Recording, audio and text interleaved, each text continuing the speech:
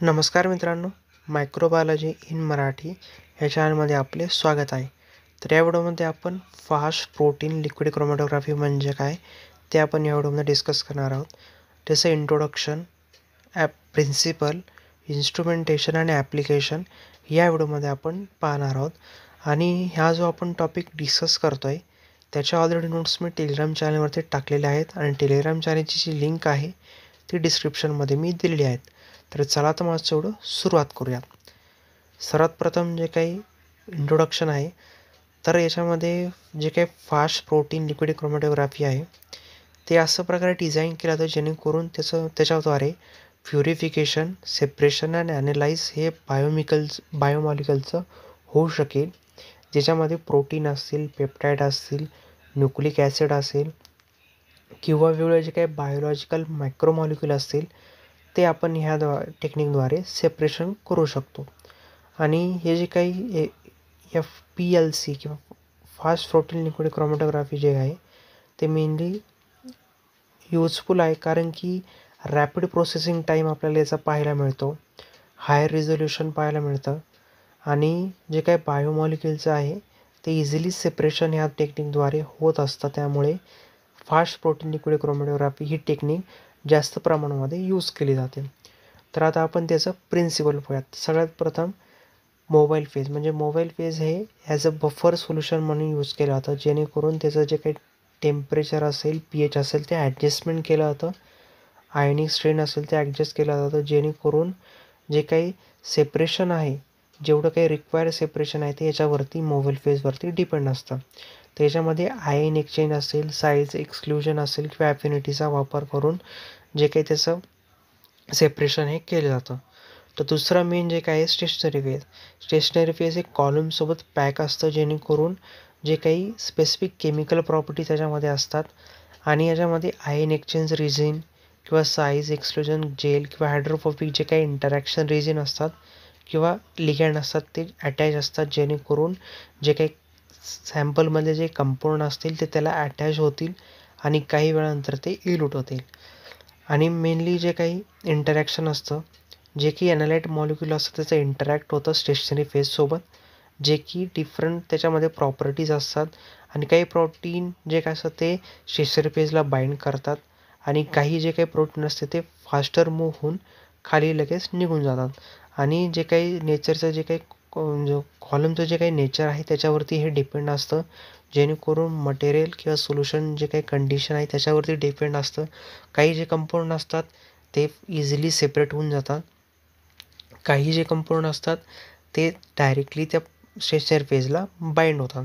आणि mobile phase काय असतं, हे कन्स्टंट आणि ग्रॅडियंट कंपोजिशन असतं, याला एक पंप जॉईन केलेला असतो, जेणेकरून सॅम्पल याच्यातून पास होत राहतं आणि प्रोटीनचं सेपरेशन हे डिफरन्शियल इंटरॅक्शन जे की स्टेशनरी फेज आणि वरती जे काय होतं आहे त्याच्याद्वारे सेपरेशन हे होत असतं. आणि वेगवेगळ्या डिफरंट टायमामध्ये याचं जे कंपाऊंड असेल त्याचं इल्युएशन, त्याचं इल्यूट हे होत असतं आणि डिस्टिंक्ट पीक जो काय असेल तो डिटेक्टर डिटेक्ट करतं. तर हे मेन त्याचं प्रिन्सिपल आहे FPLCचं. तर इन्स्ट्रुमेंटेशन आता आपण पाहूयात. तर पहिलं आहे पंप. तर पंप हे काय करतं, मोबाईल फेजला ॲज अ फ्लो रेट किंवा व्हेरिएबल फ्लो रेट कॉन्स्टंट ठेवण्यासाठी मदत करतं. आणि याचं जे काही पॅरामीटर जे काय आहे याच्यामुळे त्याची जी काही इफिशियन्सी असेल, रिझोल्युशन असेल सेपरेशनचं ते इन्क्रीज व्हायला मदत होत असते. आणि हे एक मोबाईल फेजला कॉन्स्टंट आणि व्हेरिएबल फ्लो रेट प्रोव्हाइड करण्याचं काम करतं. आणि मेनली याच्यामध्ये मल्टीपिस्टन जो काही पंप असेल तो वापरला जातो, जेणेकरून जे काही स्मूथ आणि स्टेडी फ्लो डिलिव्हरीसाठी वापरलं जातं. इंजेक्टर म्हणजे काय, सॅम्पल इंजेक्ट करण्यासाठी, म्हणजे क्रोमॅटोग्राफी सिस्टीममध्ये सॅम्पल इंट्रोड्यूस करण्यासाठी याचा वापर हा केला जातो, जे की मेनली ऑटो सॅम्पलर पण असतं किंवा मॅन्युअलीसुद्धा इंजेक्ट हे क्रोमॅटोग्राफीमध्ये केले जातं.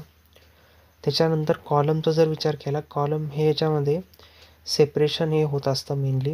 याच्यामध्ये स्टेशनरी पेज हे पॅक असतं, त्याच्यामध्ये वेगवेगळे जे काही टाईप्स असतील क्रोमॅटोग्राफीचे ते परफॉर्म होत असतात. आयन एक्सचेंज असेल, साईज एक्सक्लुजन असेल किंवा ॲफिनिटीद्वारे याचं सेपरेशन होत असतं.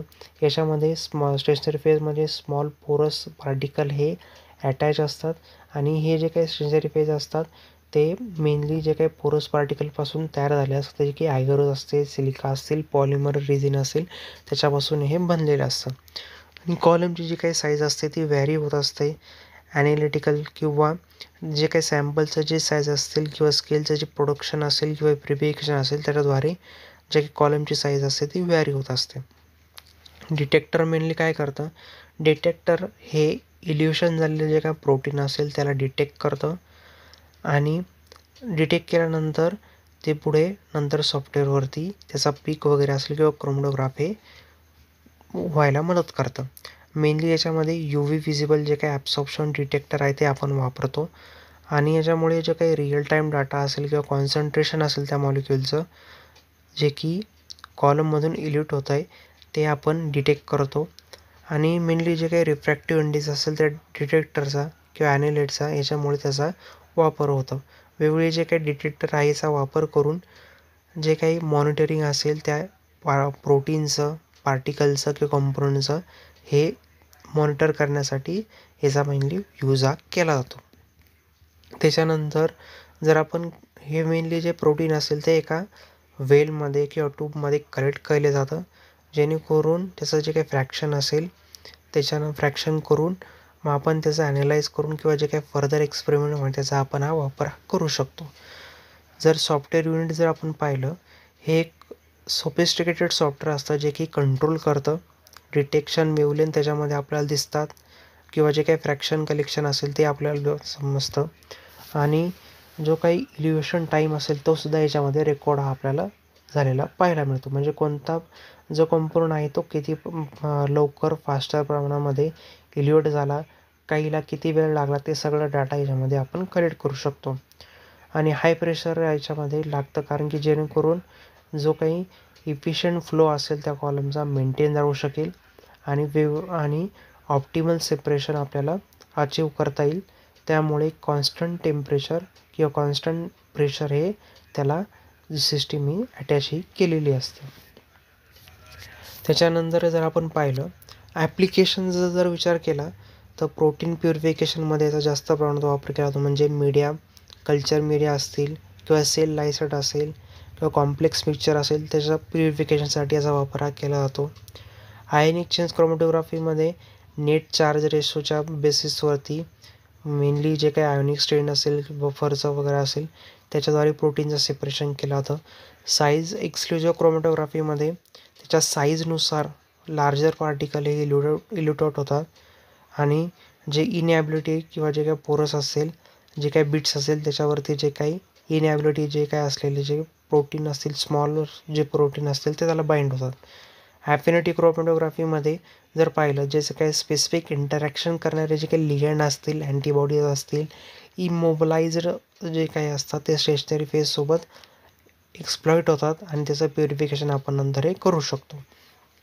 एन्झाईम प्युरिफिकेशन आणि कॅरेक्टरायझेशनमध्ये जे काही कायनेटिक्स असतील, सबस्ट्रेट असेल, इनहिबिटर असतील, हाय प्युरिफाय जे एन्झाईम असेल जे की एन्झाईम फंक्शनमध्ये किंवा इंडस्ट्रियल पर्पजसाठी आपल्याला वापरायचे ते याच्यामध्ये आपण प्युरिफाय हे करू शकतो.